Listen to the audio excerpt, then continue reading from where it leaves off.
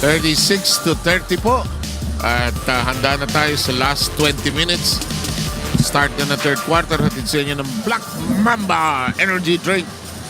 Saan yung binibini natin? Magre-report ba yun? Miss Rina. Meron ka? Meron ka ba? Ronnie, of course. Grabe, ang sikla. Sanay na sanay. Oo. Sanay na sanay tumakbo. Hindi, alam ko naghahanda ka sa baby mo. Hindi, nag-exercise ako talaga. Oh, iba talaga. Bye. Forward thinker. Grabe naman. Kakausapin ko yung bata pag lumabas. Sige. Aba, parang ayaw. Pinag-isipan pa eh. Report! Okay, pag-usapan natin itong dalawang koponan ito. Down by 6 points on that first half. The AFP Cavaliers will not rush on this second half. Rather, they wanted to be more organized by taking things slowly but surely. Inside the dugout, Coach Sonny Manukat reminded the boys to keep on running and driving hard on the basket. Ang nawawala sa kanila yung communication nila inside the court. They have to look for the mismatch on this ball game. Kaya kailangan dun sila magbigay ng bola. Ang ginagawa ng AFP Cavaliers dito, malaki yung pinapasok nila sa larong ito para napipilit dito na magkaroon ng mismatch against the PNP responders. They also need to give good screens and to maximize the space inside the court. Dito naman sa koponan ng PNP responders, they need to have good ball rotation at pinababantayan nga sa kanila yung mga 3 points dito ni Graho at ni Gonzalez. 7, Coach Ronnie. Oh boy, salamat Trina. And we can't wait to suddenly become lolos with your forthcoming baby. Kakausapin ko talaga yung bata. Dalugdog takes the first shot of the third period. And look at the AFP. Can't blame. Mabilis ba yung bola? Ay, ito hindi. Iba sitwasyon to. That was a bad pass. That was not a clear look. AFP cannot start out the third quarter the way they did the first. Na kung saan they were... Malamya! Saka out of control. Hindi pwede, nakabalik na sila eh. 2 possession lead na lang ito para sa PNP. Bitog carving room has nothing. Fights for the offensive rebound. We have a foul. Is it on Bitog? Most likely. Lakas din ang katawan nitong si General Del Rosario, no? Sagutan ng bola. He even got the better of Bitog in that last instance. You envy the military because in their work they really allot time for play and exercise. Yes, of course. Kasi pwede mo sabihin excuse trabaho, daming trabaho. But sila part ng culture nila yan. Regardless of age. I played golf with generals na. Saan kayo sa Aguinaldo? Sa Aguinaldo. I love playing there. It's one of the most difficult courses, lalo na para sa akin. Anong par nun? 70 lang, mababa lang yun. Naigsi lang yan. Alam ko dyan dahil nagsisimba ako dyan paminsan. Doon sa Loyola? At saka 3 simbahan dyan sa loob eh. Yeah. Saka minsan pag dati nag-jogging ako sa loob, lumilipad yung mga golf balls eh. Traveling. Saka may statwa si St. Ignatius de Loyola. Yes, kasi yes. sundalo siya eh. Oo. Saka dati may mga place na pinapalabas dyan. Oo nga pala, no? Sa AFP Theater. Yes. Oh. Pag lumapit ka pa ng konti, 2 holes doon, may kainan doon na masarap. Talaga? Yo! That'll work! Coast to coast for Makassar. He has been the best player. So far. Saka ni abutin. Yung mga batang players na may lakas, may bilis. And now the lead is down to 4 from a high of 17. And now, if you are the PNP, can't be intimidated by this run. You've got to choke it. Gotta control it. With the way you played earlier, that is probably going to be one more free throw. But for sure, the red flag is up para dito sa PNP. Correct. On red alert, ika nga, because hindi lang nakabangon, kundi nahihirapan na rin sila makapuntos. Ano to eh, slow starting team. Kailangan makahanap si Padua, kailangan makasilip. He has to find a way. Ayan, nabitawan siya. Yeah, good with the start, looking for a foul as well, but that's enough to break his eyes. And the difference is, kanina sa gitna siya umatake, ngayon sa gilid. And that is within his comfort zone. Taken away by Bitog. Bitog pushes hard. Nasukatan, pero itong layup na ito, wala. Ang bola nasa lupa. Yes. Del Rosario with what looks like an offensive foul.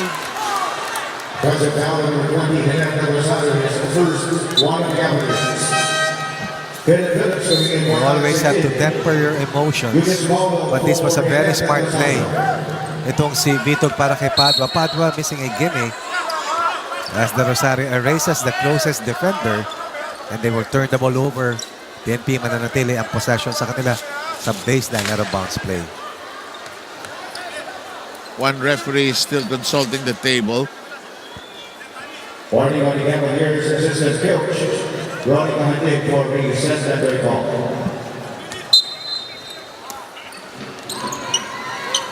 Coaching staff warned for resenting the call. You gotta make a quick decision when you're in the backcourt, especially when that 8-second clock is ticking. Pwede pa naman yung i-dribble yun dahil na-rebound lang naman yung bola.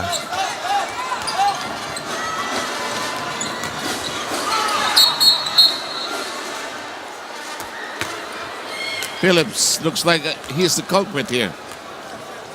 That'll be the 13th foul para sa kanila.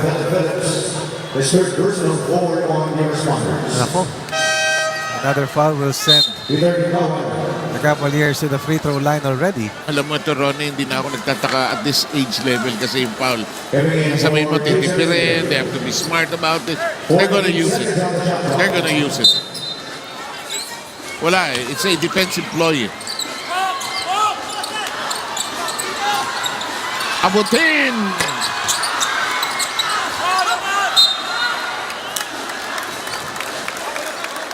Daming missed opportunities by both sides. And now the bar is at 4 points para dito sa team ng AFP. But they have made a lot of headway after being behind at 32-15. Vitug, one-on-one, could be uplift. Isipin mo na hindi pa pumapalo sa 40 points ang PNP. They were at 32 points in the 8-minute mark of the second quarter. So tumibay na rin ang depensa talaga ng AFP ng matindi. Saka may purpose na eh. Kanina, hindi ganun tindi yung energy nila. Shot clock, 8. Good drive, too strong though. It's high off the glass, it'll stay there. 14 seconds on the shot clock. Hanga ka rin kay Vitog, ano? Mabuti, nandyan itong silimbawan para dalawa sila sa frontline dahil ang liliit nila. They don't have that much size, you know. Lakaside has had a stellar evening. That shot doesn't work. Vitog hooks it. Here's the Lugdog, Mr. Surprise Package. Pass intended for Limbawan is red.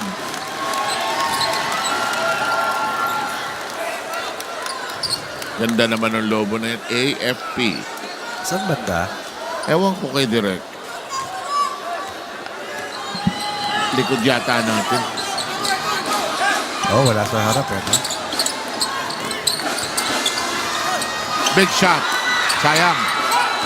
Lead pass. Padua half a step ahead. God! No doubt the best finisher here in the executive phase of Padua. Bleeding for his points. Padua with 7 points. Apat dito sa ating third quarter. Makaside is pushed from the rear.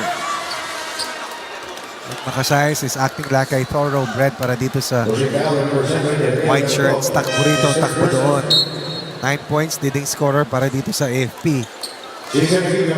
So far, na bubuhusan ng PNP ang anumang init ng ginagawa ng Sipin AFP. mo, no? Si Padua sa laki ng scoring drought niya. Siya pa ang second leading scorer dito ng Ilan siya sa is? ito. 3 free throws sa first half. 4 na puntos dito sa ating third quarter. At itong si Dalugdog ang siyang leading scorer ng PNP responders with a total of 9 points. Vitug, 6 points and 9 rebounds, 4 steals and 3 big blocks. Makaside with a big game. Katubigan is in for him though. Best game of silang pakasayat. Yeah. During camp at an opportune time dahil karamihan nag-struggle, lalong-lalo na yung mga outside gunners nila. Eh kasi parehong teams nagtao-tao eh, no? Halos. Yes indeed. Night move. That'll count. May kasamang foul.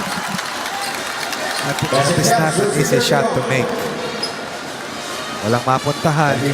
Phillips directing that play. Going to his weak side, using his weak hand. No problem.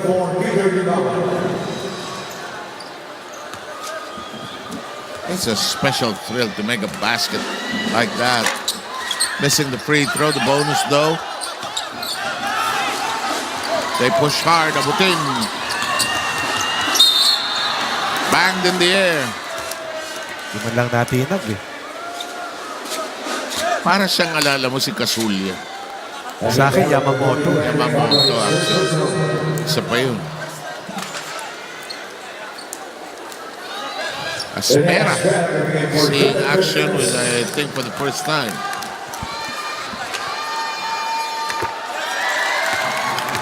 Abutin. Hindi rin natatakot ito. Mini tank din ito. Oo naman. 12 of 22, 54% versus 13 of 31. 21 rather ng kalaban. Lead is 7. They waste the ball. The attack is a little late. There's a foul off the curl of Paulo. That's the worst thing that can happen para kay Aguilon. Dahil may tapo na siya ng bola. And now he bails out itong si Paulo who was caught in no man's land. Pero si Vito tumatatawagan ng foul. And this could be a serious predicament para sa PNP because he will be forced to sit down. To sit rather with still a lot of time left here in the third. Feliciano will come back in at the next gap. Oh, free throw problem here.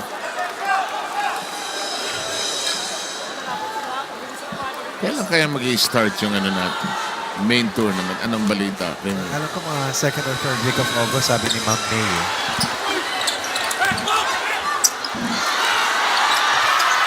Graho, no. Rebound, Padua. Lost it, but a teammate picks it up. Good jump on the shot. Aguilon says, let's reset. No need to rush the possession. Great layup, but no basket. Grabe yung pagka-hyper na limbawan dito sa laro ito. Ang lakas ng katawan. Ang bilis tumakbo.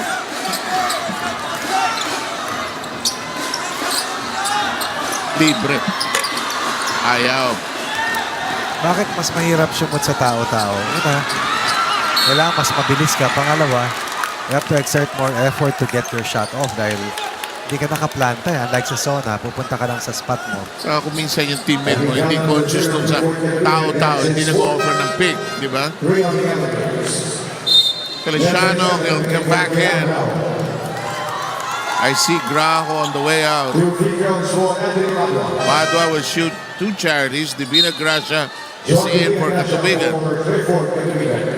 Sabay naman si Abutin at si Makasait na wala sa loob. Heavy-handed si Padua tonight, ano? Maybe the pressure is also that high.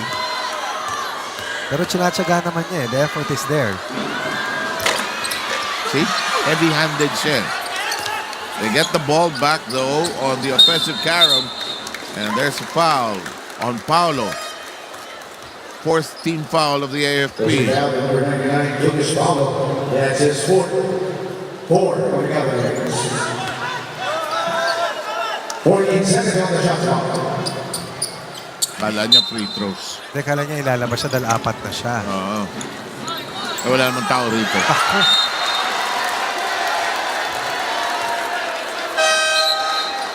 Dexter on the side. Coming in for Julius Paulo. Makasait is back in. Mas mahirap itong chess game na ginagawa ng coaches sa dami ng pyesa. Makasait. Gonzalez. Feliciano. Shoves away the defense. Goes up. Nothing for Gonzalez. Aspera. Swerte pa yung PNP rito, ha? Yep. They have to make hay while wala itong si Bitog sa loob.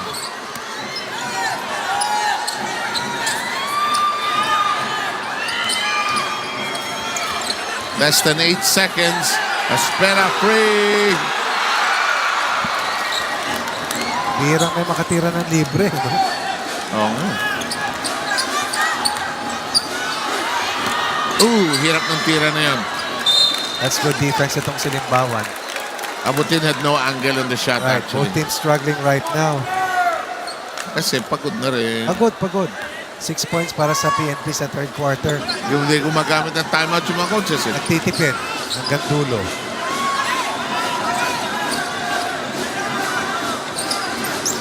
Limbawan, Feliciano, trying to ball hawk. Yes!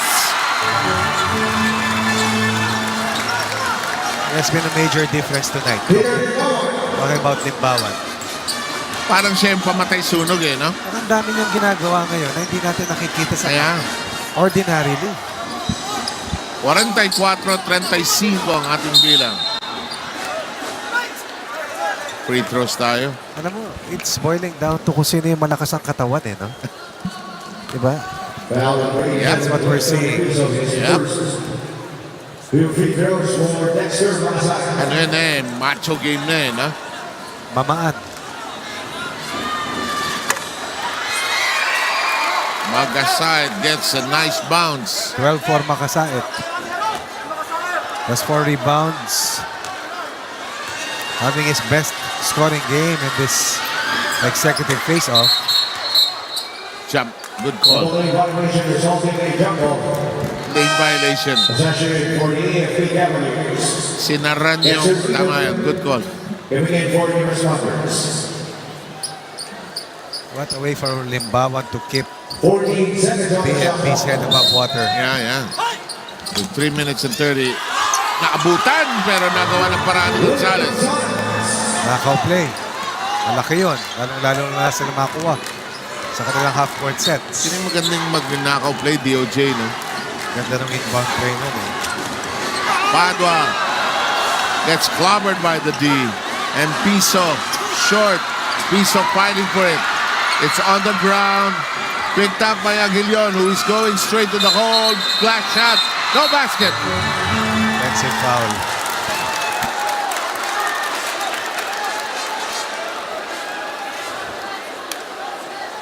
Okay na sana yung pasa niya eh. That's an offensive foul. Coming in for Jason Aguilar. And that was coming in for Cavaliers. 44-38, 6-point affair here in the third. 3 minutes and 2. Feliciano. Pito, great anticipation. Talagdog. Nearly traveled there. Pagod na yung mga players natin. Ano? Tsaka yung strain and stress of the game. Of what's at stake. Kaya pag nanais, tama ka. Nothing. Feliciano pushes hard. Feliciano drives. Nowhere to go. Let's stay there though. Another block by Vitug.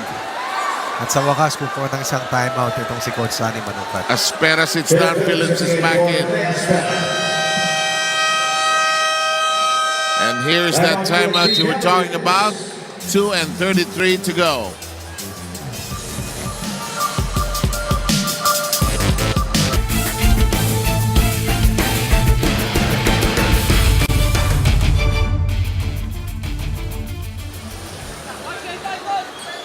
Okay, 44-38. Napapatrabaho ang mga coaches natin. Ay. Napakahalaga dahil the 4-point barrier still stands para dito sa PNP. Nagkakahirapan dahil doon sa depensa ng pareho. Feliciano could have taken the shot actually.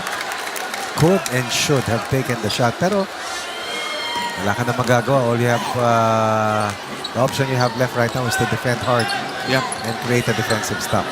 Libre. And Pisa has missed his last two.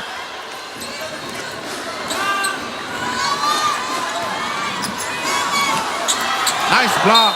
Pito has had several rejections in this game. 4 na sa bilang ko eh.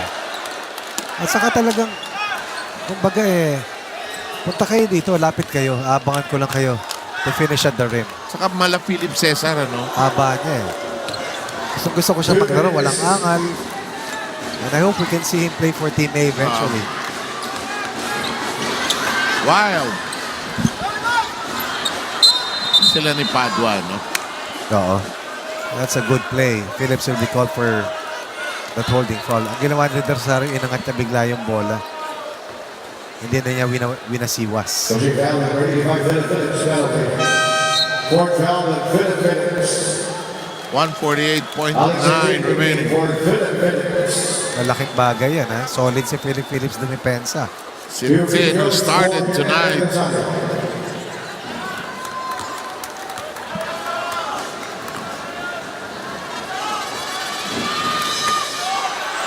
Daming free throws, mister. 14 of 29, under 50%. Both teams have accounted for a total of 51 free throws combined. Rosario 3 points in this game, 3 out of 5 from the line. PNP utilizes a timeout.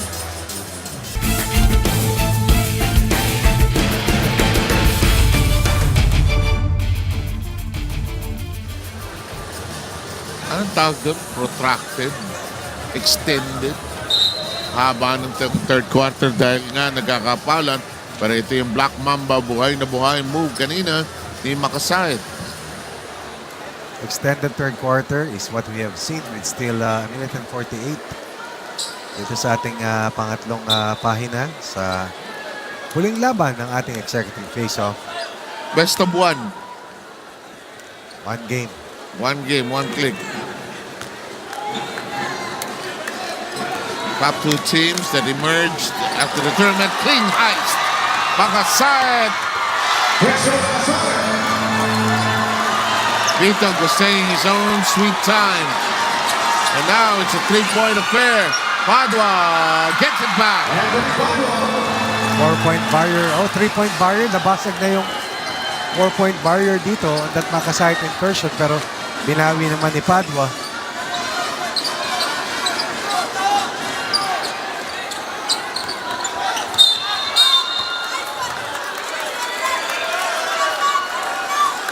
Apat na ba para kay Vito? Si Dalugdog ang foul. Some key players para dito sa Blue Shirts in personal foul trouble. Yeah. Phillips with 4. Dalugdog also with 4. And the game must slow down drastically here in the third. Dramatically, drastically, because of the free throws and the penalty situation.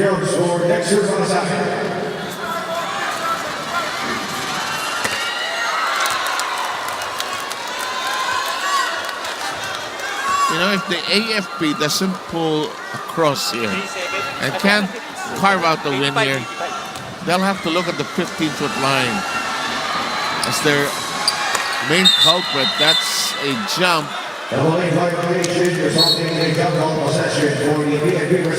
Makasayt is right now 3 out of 7 from the line. Dalawa sila ni Gonzalez in double figures. 14 for Makasayt, 10 for Gonzalez. Sa kabilang panig naman, itong si Padua still under 10 points. But Vito with 6 points, 10 rebounds. PNP looking for a ball carrier. Nick Bowen has played so well tonight. Yep. Doing a variety of small things that matter. Vito traveled. Kaya ni Makasayt si Vito pag sa labas siya nagsisimula eh. Kasi mas mabigat siya. Mabilis ang paa. Malakas ang pangangatawan. Parang panatang makabayan yun. Abutin! Dinrap! What a pass! To Dan Rosario. From a high of 17. And out of control. Very bad pass. Vito disturbs the shot. Ball is on the ground. Aguilion loses control. Rajo. This will go. It's a one-point affair. Padua digs deep. Can't get it to go. Chance for the AFP to grab the lead before the third quarter ends. 14 seconds. Padua stepping into the pass. And a foul by Del Rosario. Big chance to taste the lead for the first time as BNP has crumbled late here in the third. But AFP throwing the ball away. I believe Padua should help out in bringing the basketball down para dito sa PNP. I think so too. Hindi siya pwede magabang dito sa front court. Dahil masyado nang walang napupuntahan. Tatlong free throw na yan na may miss niya. You have to fight through the pressure. You have to embrace the challenge. Because you are the go-to player. Gets his own miss. Wala pa siyang tinira sa labas, ano? Wala. Dito tries to scoop it up. It's on the ground. It'll be time for one decent shot. No.